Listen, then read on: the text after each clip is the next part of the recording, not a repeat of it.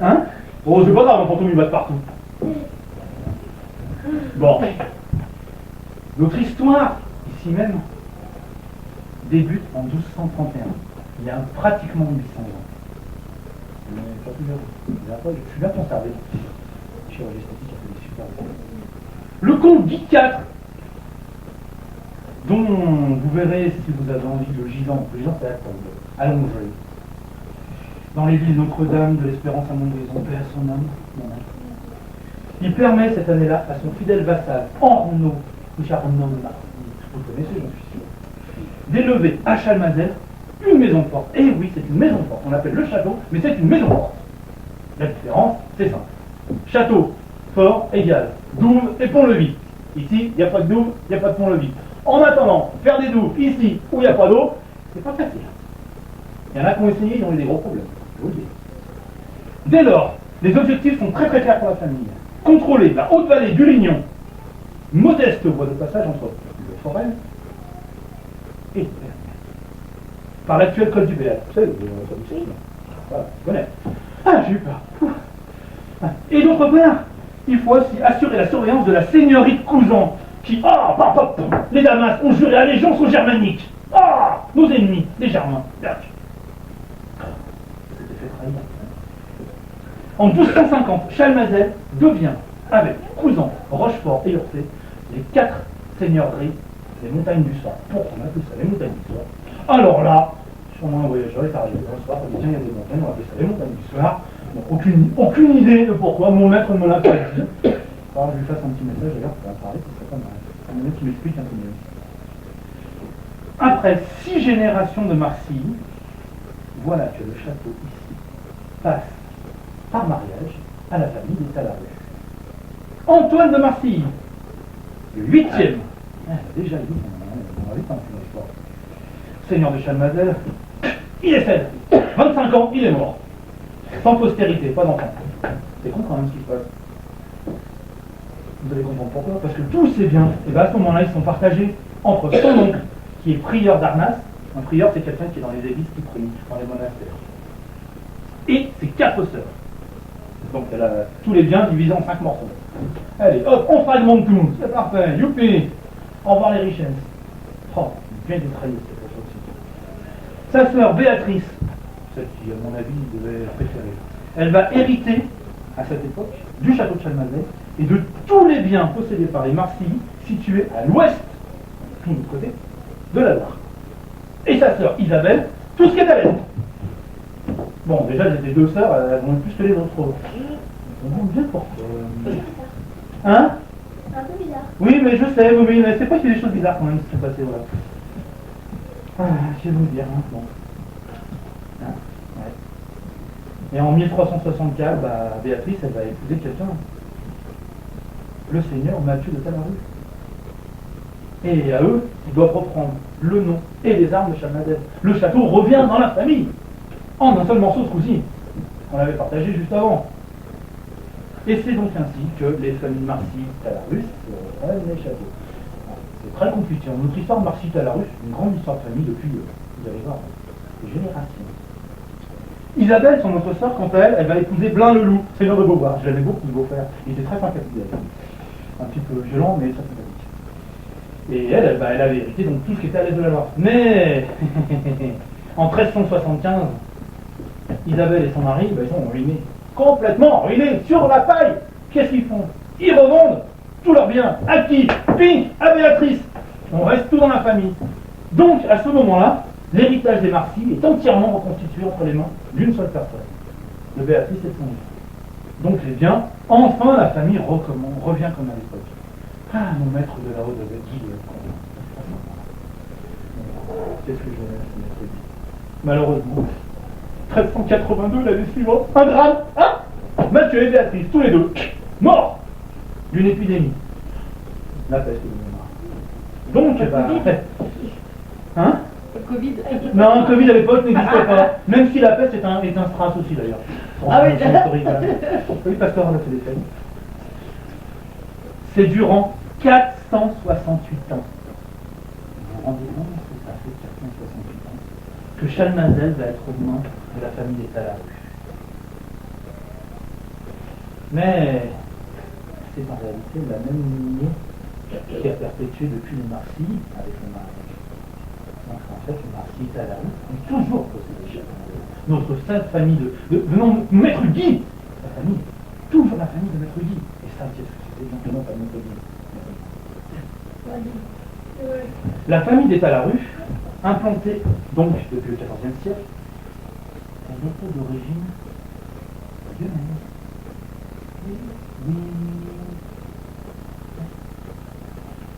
Il faut savoir que c'était une des familles très prestigieuses, même si c'était un modeste l'image, parce qu'elle a fourni des archevêques à Lyon, en tant que primat des Gaules. Donc les primats des Gaules étaient les plus hauts titres des archevêchés, le nom faisant partie des plus anciens archevêchés.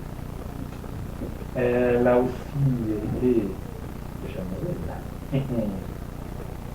Et alors, c'est une ascension. À la fin du XVIe siècle, l'État, par contre, l'État à la rue, bah eux, ils en ont marre, au XVIe siècle. Ils font comme beaucoup d'autres, ils descendent de leur nidège. Donc ils ont appelé ça le nidège ici. Et ils vont aller sur le château de Saint-Marcel de Féline. Tout comme à l'époque, la famille d'Urfé descend des camps pour aller à la bâtie. Ce sont deux familles qui sont passées d'un château ou une maison forte médiévale à un domaine renaissance. Pas sans domaine, non, renaissance déjà. Eh oui, on a évolué, on est passé une époque. Donc pas les Talarus, on est passé longtemps.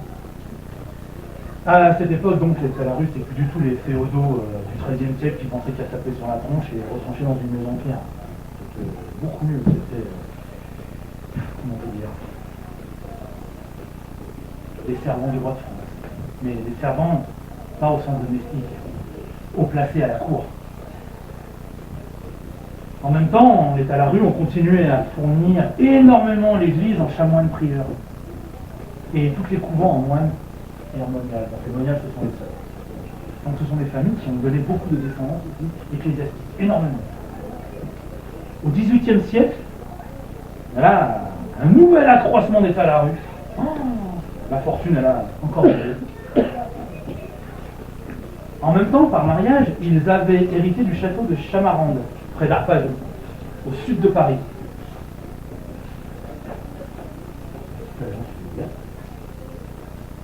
À cette époque-là, soit ils résident à Chamarande, soit à Versailles. Ici, on n'y a pas de souci. C'est une petite garnison d'armes qui reste. Louis de Talaru, l'un des grandes figures de chez nous aussi, belle famille, j'aimais beaucoup lui aussi. Je me souviens, j'avais vu faire des petites soirées et tout. C'est sympa. Les marquis de Chalmazel, comte de Chamarande, colonel du régiment des Talarus infanterie, je peux continuer son prestige, premier maître d'hôtel de la Reine, conseiller d'État, chevalier aux ordres du roi. Pouf, qu'est-ce qu'il en a fait des choses. Mais aussi, il a gouverné Sarrebruck et Falbourg en Moselle. Donc la famille, on est aussi allé en Moselle. Bien. Malheureusement, c'est à l'apogée, le top de la famille, qu'un drame va se produire. Un immense drame. Pas pour nous, pour la France. 1789. La Révolution française. Louis Justin de Talaru, là je vais être obligé de vous lire un petit peu ce qui a été écrit sur lui, parce que je n'étais pas très présent à cette époque-là, par exemple. Dernier du nom est né à Paris en 1769. Il a donc 20 ans quand va éclater la Révolution française. Son père, lui, était malheureusement décédé un an avant, et sa mère était à la cour de Versailles. Dame d'honneur de Madame Adélaïde de France, hein, madame s'était bien planquée. Ça bête. Il a débuté une carrière de militaire et il a réussi à échapper à la Révolution. À l'époque, il y a un journaliste, Beauregard, qui a écrit une notice biographique sur lui, et j'aime beaucoup ce qu'il en dit de nos Français. Il ne se mêla point au mouvement et aux affaires de la première révolution, et il dut, à son caractère et surtout à son âme généreuse et bienfaisante, de ne pas être inquiété pendant ces temps d'orage et de persécution. À l'époque de la révolution, je ne sais pas si vous savez, mais il y en a beaucoup qui ont perdu la tête. Hein? On avait des promos là-dessus. Il fit dans sa jeunesse quelques voyages, en particulier il a été en Espagne et au Portugal. Donc là aussi, on a fait la Moselle, on a fait là, on est là-bas. Oh, on se prenait, non? C'est à la rue, moi, c'est tellement beau ça. On pense tous qu'il a attendu de jours meilleurs avant de revenir. Mais malheureusement, ici, son oncle,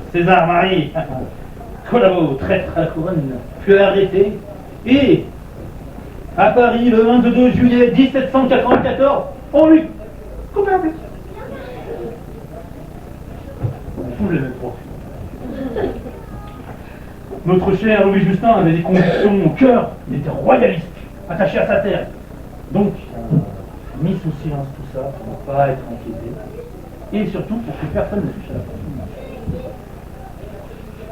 En 1815, il va devenir pair de France. Alors, pair de France, c'est un grand titre à la cour du roi. C'était des gens intouchables pratiquement. Mais très attaché à sa région et à son berceau, son cœur resta toujours. Même quand il était à Versailles, il prenait toujours des nouvelles des hommes d'armes qui étaient restés ici.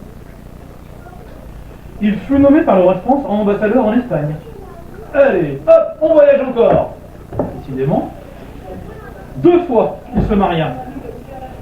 Mais hélas, en 1850, âgé de 80 ans, il s'éteint paisiblement.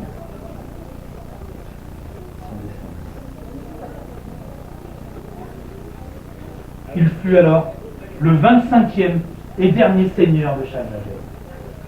20e génération des Martiniquais. Il rédigea un testament comportant 3 parties. La première qu'il nomma la part du roi. Il légua une somme d'environ 90 millions de francs de l'époque. Fortune colossale, il était plus riche que le roi de France. C'est pas ça. Au comte de Chambord, chef de la maison de France. Ah, c'est marrant, comte de Chambord. Ah ben oui, c'est vrai, il avait épousé quelques années après, mais ça on n'en a pas parlé, une des nièces par alliance. En fait, le Chambord était de la famille. Voilà. Il légua aussi une part à l'église, qui va recevoir de nombreux dons pour faire dire des messes et s'occuper des pauvres. Bien sûr, les parents et les amis, eux, vont hériter des diamants, de l'argenterie. Mais il n'oublie pas non plus ses domestiques, ses gardes, ses prieurs, qui, l'ayant bien servi, il va leur offrir 37 rentes monétaires viagères à elle. Il a vraiment partagé sa fortune monétaire envers tous. Et c'est bien immobilier, c'est son titre. Château, on n'en a pas parlé. Mon cher maître, au marquis de Courtivon, son neveu, et à son fils. Ils vont hériter de Saint-Marcel de Féline, vendu en 1865 au baron Piston. Voilà, allez, on vend. Voilà. Et Chamarande, en or, vendu au marquis de Persigny. Super, ils ont tout vendu. Allez, ça, c'est plus dans la famille. Bon. Gaston de Montmorency. Ah, ça y est, j'ai réussi à dire son nom pour une fois, celui-là. Mon copain Gaston, qui était un de ses neveux par alliance. Il va lui léguer tout, pratiquement, ses biens en Normandie. Parce qu'on avait beaucoup de terres et de châteaux en Normandie aussi. Et on en avait partout. Les Talard et Marseillais ont eu une fortune, mais ils étaient eux-mêmes plus rois. Le roi de France, en fait, les a jamais inquiétés, parce qu'ils étaient plus riches que lui. Le roi, alors contrairement à ce qu'on pense, le roi de France n'a jamais été très sérieux. Il dilapidait son argent n'importe comment. Ça a toujours été, malheureusement, depuis Louis XIV. Et vous voyez, c'est comme ça, hein. Et Chalmazel, on peut parler de Chalmazel. C'est donné quoi? Ah non, on a légué Saint-Marcel de Féline qui a été vendu, Chamarande à Paris qui a été vendu, la Normandie, on ne sait pas trop où c'est venu. Et bien Chalmazel, le marquis de Talaru a écrit ceci. Je lègue mes biens de Chalmazel, le château et ses forêts, à la maison des sœurs de Saint-Joseph, établie dans cette commune, à charge d'établir des lits pour les malades du canton et les soignants. Il lègue aux sœurs Chalmazel pour les pauvres et pour les malades. C'est un... Ce cher était un homme de cœur. C'est le tel d'ailleurs. Ensuite, le château va être transformé en pensionnat pour accueillir les enfants de Chalmazel qui vont à l'école et qui ne pouvaient pas tous les soirs rentrer chez eux.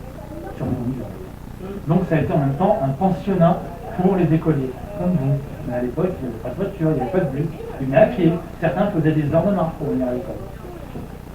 En 1972, les religieuses qui gèrent tout ça quittent le château, tout bêtement parce que l'entretien était devenu beaucoup trop lourd à gérer, elles ne pouvaient plus. Et alors, c'est la commune qui le récupère. Et à sa charge, l'entretien, il décide de l'ouvrir au public uniquement à la belle saison.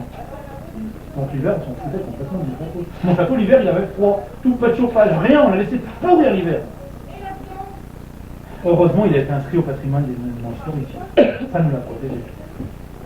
En 2002, Madame la Châtelaine et sa famille font l'acquisition de mon domaine.